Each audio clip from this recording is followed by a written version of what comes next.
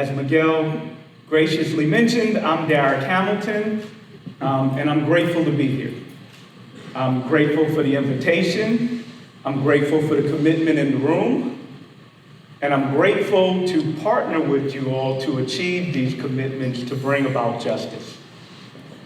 I'm formally trained as an economist, but I'm an economist that doesn't shy away from the label of political economist. Frankly, it's dishonest to characterize it as anything other than that. Another label is a public intellectual. So some in the academy and in my profession might look down upon that, but I'm committed to paradigm change. I'm committed to building justice and promoting the well-being for all of us. And I know I need to have partners in doing that endeavor, so again, I'm grateful to be here. I also direct the Institute on Race, Power, and Political Economy at the New School, and I want to acknowledge my teammate, Lauren Paul, who's here, who's our Director of Strategic Advancement. And we lead with values just like living cities. Our values are economic inclusion, civic engagement, and social equity, recognizing that well beyond class, our society has stratified people by cursory identities like their gender, their race, their sexual orientations, and where they're from. That's immoral and unjust. That should have aesthetic value, cultural value, but when it comes to transaction, it should have no value whatsoever. We begin with foundations and concepts and research. We're truth seekers. We understand that rigor needs to be applied to understand phenomena and uncover frameworks, and those are necessary ingredients to lead us to action. It's not enough to create knowledge for the sake of knowledge creation, but to translate it into action to live out the goals and values that we described earlier. So that's policy, that's practice, and then finally public engagement. And public engagement involves fellowship. Fellowship builds trust.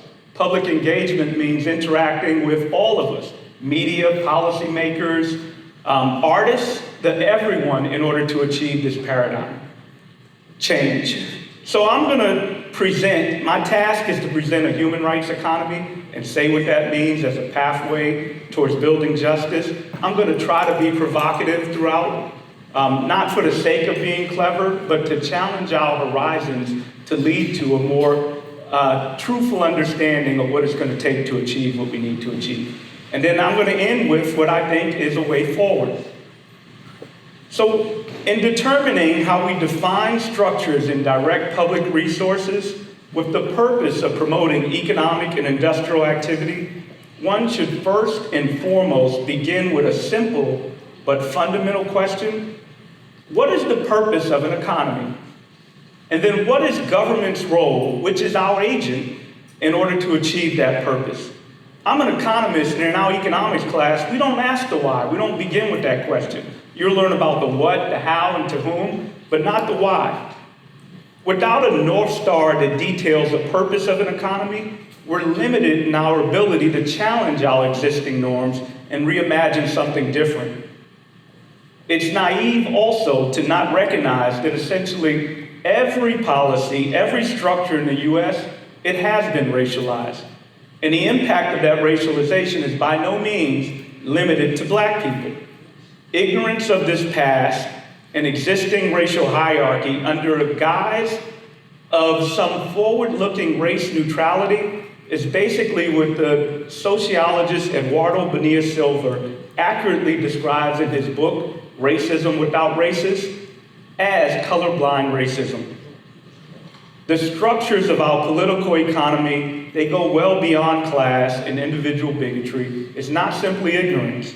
And as a matter of course, race and other social identities in general, they become weaponized.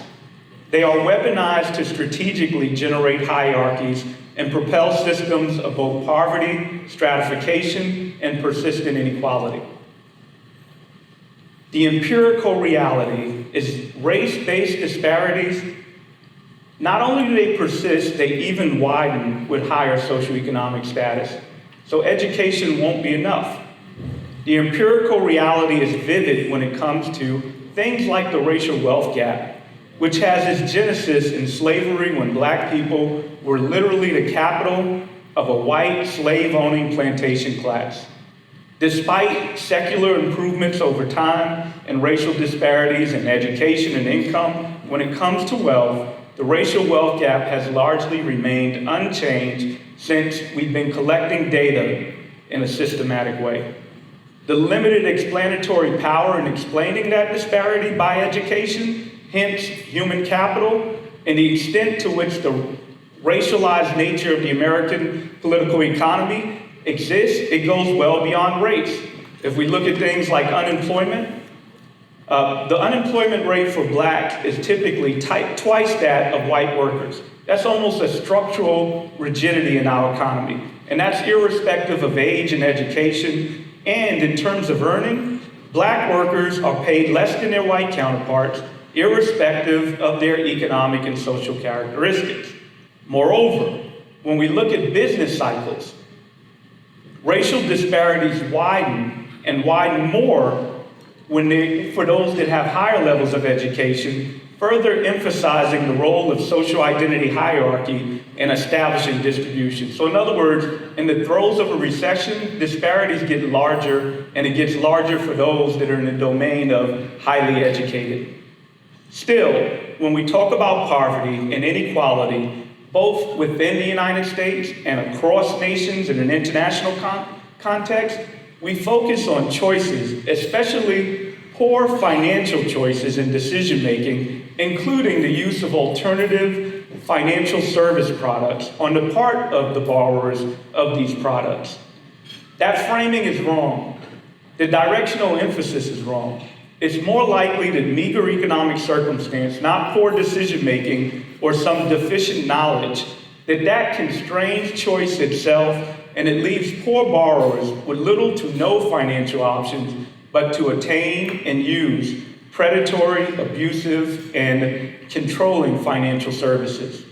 We know that households and nation states with few assets and low incomes are compelled to turn to high-cost financial products. They generally are aware that these products are predatory, but they have little to no alternatives. These last resort debt traps render the recipient, and here I'll use a word that's intended to be provocative, indentured borrowers, having to pay higher and higher interest rates and fees until ultimately they default on the original principal and become more indentured from which they started. Throughout human history, race and social identity more broadly have played a profound role in shaping outcomes within the United States and across the globe. Its absence as a focal point in any political economic analysis is gratuitous. It's gratuitous and myopic. All scholarship, all public policy, all remedies, they begin with a normative set of values. This is not a general critique, but rather it's simply a statement of fact, a fact that opens the door for productive critical engagement with any program, any structure, or any policy, any identification or framing of what is not the problem or what is the problem and what is the purported solutions to address that problem. My discipline, economics, it's purported to be a science. Well, that's a problem. It presents an innuendo of a purity devoid of politics, use of power, and tribalism. And we've seen those things in action throughout human history. The concept of freedom, grounded in individual price takers at baseline, it does not adequately take into account power, capital, and the uneven distribution of both power and capital from which we start. So you hear the word market a lot. Markets themselves are political and social constructions, and they're influenced by uneven distribution of power and capital. This is especially true when we look across race, when we look across gender. And I'm going to, again, delve into an example to make the point. There are a few examples that reveal the powerful effect of the discourses of individualism and framings and purported solutions, more so than the notions of black buying power. And no one has dispelled the myth with greater clarity and purpose with overwhelming evidence than Professor Jared Ball in his seminal text, The Myth and Propaganda of Black Buying Power. So I'm not opposed to black buying power, and you'll hear this, but I suspect that it's agitating some people. The myth is pervasive. Essentially, every U.S. president from Nixon to Obama has centered entrepreneurship and education as the cornerstone pathways for black economic development. The political and economic effect of the overemphasis on black buying power is that it absolves the state and other structures for the conditions and remedies of racial economic disparity and black economic underdevelopment. And instead, it shifts the focus, the locus, the onus of disparity onto black people themselves. And in this case, black people's buying decisions. The underlying politics of this self-help efficacy, especially if public resources are not being deployed, is that it either deliberately explains away racial stratification or unconsciously overlooks the role of race and racism in determining material outcomes. The underlying economics of the emphasis on black buying power is believed to be powered by that free market efficacy where atomized, rational economic actors transact with each other, guided by some free will to generate so-called efficient, optimal, and colorblind outcomes that are best for themselves and society at large. In this formation, any attempt by the state to exert stimulus or regulatory influence on these economic relationships is considered an interference, a distortion, a deviation from a natural order. That is to say, the state cannot deliver what heroic individuals can themselves accomplish when left to their own devices. The notion of black buying power extends the market fundamentalism, individual decision-making dogma, and it is a dogma, to consumption choices and intended racial uplift. If black people would only engage in more strategic spending habits, we'd be able to capture a greater share of America's vast wealth. Nothing can be further from the truth. From the beginning of the American project, our government has proactively shaped our economy, determining who reaps the benefits of our capital flows and our economic prosperity. We got examples from the 19th century import tariffs and infrastructure investments. They nurtured a fledgling domestic industrial base that was coupled with fugitive slave laws, which enshrined a racial structure of work and ownership. Concurrently, the U.S. government's genocidal displacement of indigenous peoples from their homeland, made way by what we call the Homestead Act, transferred those lands to white families free of charge. Also, the same New Deal policies and investments that generated the conditions and capital to fuel white wealth in America, it defrauded black people of whatever capital they may have amassed and redlined them into under-resourced and dilapidated neighborhoods. So it should be clear that the proactive role that our government has played in determining winners and losers, especially by race, shouldn't be deniable. There's no aspect of our economy that's beyond the purview and continuous involvement of our government. We have an economic structure that from its origins was founded on black people as chattel capital. The racial wealth gap, income inequality, wage stagnation, and the persistence of poverty that characterize our economy well beyond black people, it's not natural nor is it accidental. They are direct and deliberate results of laws, practices, policies, both past and present, designed to serve specific interests. There's no amount of individual economic effort that can outrun the centuries-long programs of resource hoarding among the wealthy and powerful few, supported by a political economy that offers a dominant political group, predominantly white, with some black exceptions, relative status anchored by an otherness defined by blackness itself. Why then is the myth of black buying power so powerful and a viable solution for our long-standing racial stratification? Why is it so endearing and enduring? The myth is so appealing to many audiences for a variety of reasons. For those interested in preserving an economic status quo, the myth serves as a misdirection by focusing on individual choice of Black consumers while letting government and the flows of private capital off the hook.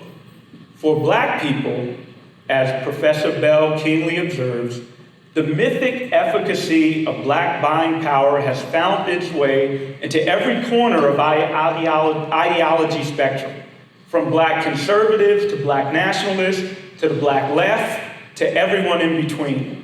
The underlying commonality is that we're drawn to the myth's promise of agency. Nobody wants to be a victim, and self-efficacy.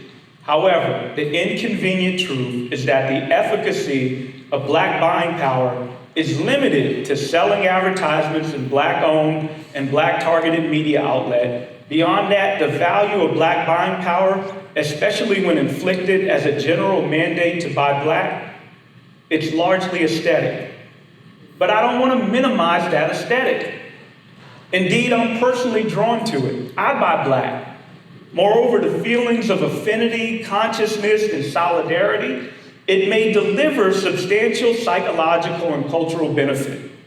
However, we should not be naive to the limitations of a consumption preference in a context, in a reality of inadequate economic assets, inadequate power and ownership of the means of production, and instead we need an actual strategy to improve the material conditions of Black people.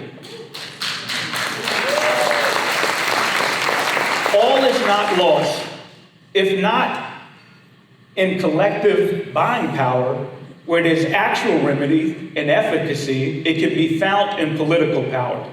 The good news is that we do have collective agency. Our agency lies not in the mythic notion of buying power, but our political power. And we should commit the paradigm change. Ultimately, what I'm trying to get across is that our economy is a choice. Economics should not be the exclusive domain of economists. We need to demystify what economics means.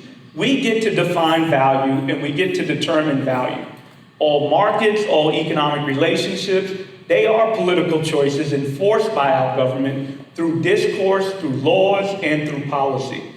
Exerting claim on an economy, it requires what you're doing today, movement building. Movement building to exact demands and conditions that truly empower not just Black people, but all people with the resources to be self-determining and to have economic agency. So going back to that simple, fundamental question in which I began, what is the purpose of an economy and what is government's role in achieving that purpose? The purpose of an economy should be to promote our productive capabilities. It should be to advance tranquility and human flourishing and enable people to be self-determining in righteous ways. And government should set the rules and steward public resources in order to achieve that purpose. It's our collective role to hold our government accountable to achieve that purpose. The essence of humanity is productivity. When a kid is born, we want to build stuff. And people are our most treasured resource.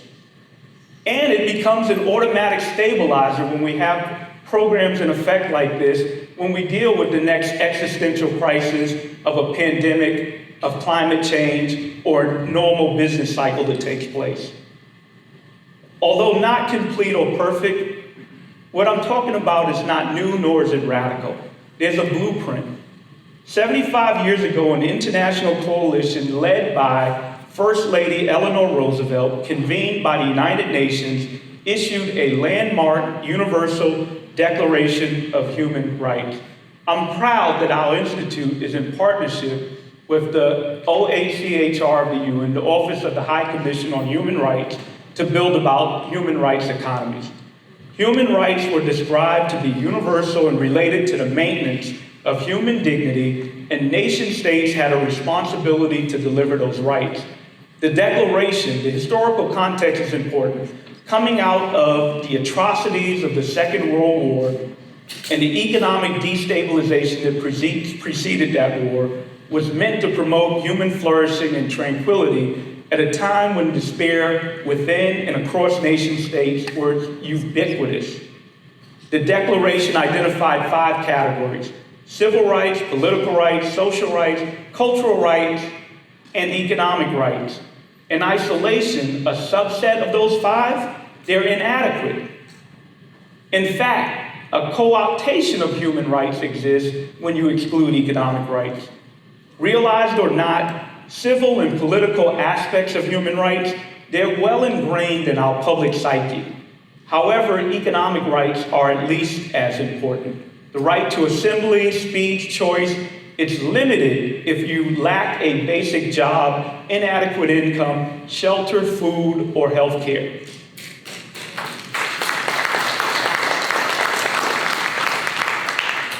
Over time, economic rights, coming out of that UN declaration, was the category that seemed to lose the most momentum. But we have evidence that they work. The Marshall Plan and policies of the New Deal and Great Society demonstrate what realizing the ambition set forth in that declaration would look like, especially as they relate to making improvements in people and places. We need industrial policy to center people and the environments in which we live, not in a charitable sense, but in a productive sense. It is also our best domestic and foreign tranquility promoting policy. And make no mistake, from Joe Biden, his Inflation Reduction Act, to Donald Trump's tax cut, we are always engaged in industrial policy. It's just how we do it. Starting in the 1970s, we had this neoliberal revolution. It narrowed on our understanding of human rights to only focus on political and civil rights, rights pertaining to property. Industrial policy began to focus on firms in a zero-sum, winner-take-all state competition in an international sphere.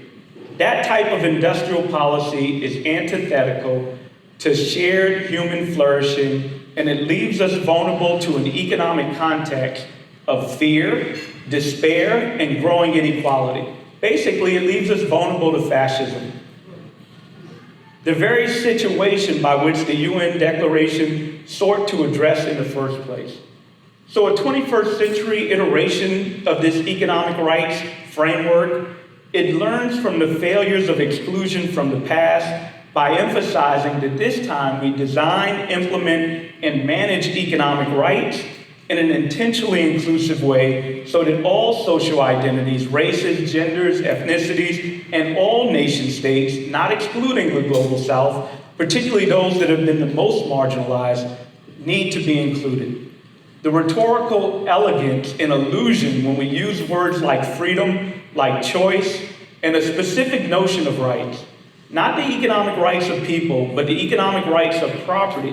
It's a rhetoric devoid of an honest reckoning with the immoral practices by which property came to be distributed in the first place. Without resources, individuals are largely restricted. I'm going to skip the applause because I know I got to get through this talk. Are largely restricted from benefiting from economic markets. And instead, they're at the whim of charity and the exploitation of agents and other nations that do have resources. So to be clear, our political economy, it has come to naturalize poverty and inequality by castigating it as the result of unproductive and deficient behavior upon those that aren't performing well. That is, subpar outcomes are seen to result from personal choices of individuals and communities. An inclusive economic rights frame, it turns all of that on its head by locating poverty and inequality as resulting from an absence of resources.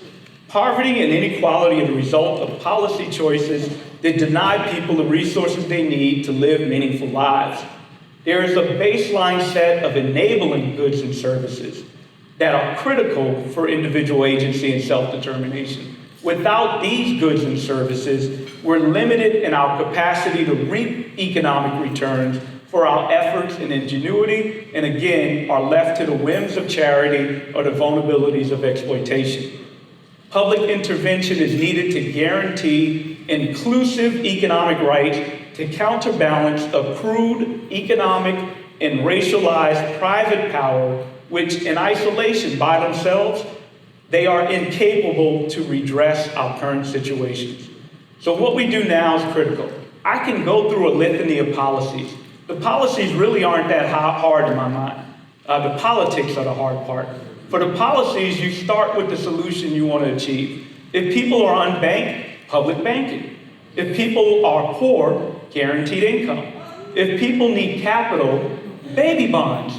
If we want to redress the horrific situations of our past and then build a way for better policies in the future, reparations. So I can come up with policies. And then our tax code.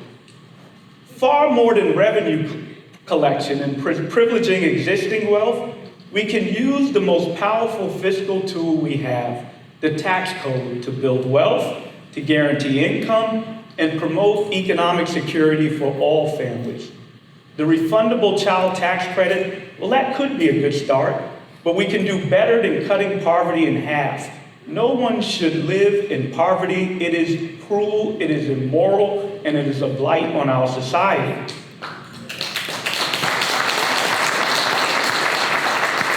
So without this potent policy apparatus that I'm describing to provide pathways for economic security and self-determination for all people, white supremacy and the despotic political appeal for divisive and fascist leaderships, it will always remain. Fascism thrives on destabilization, uncertainty, and vulnerability, and it leads to a greater emphasis on our relative status and differences. Our industrial policy needs to promote an economy to center people and the environments in which we live. That is a human rights economy, and these investments need to be made permanent and intentionally inclusive of all racial groups, ethnic groups, and all social identity groups. Otherwise, we will fail in answering two fundamental questions which we should always begin. What is the purpose of an economy, and what is government's role in achieving that purpose? So finally, what does winning look like? Winning is paradigm change, and it's going to require that we all engage in order to achieve it. Thank you.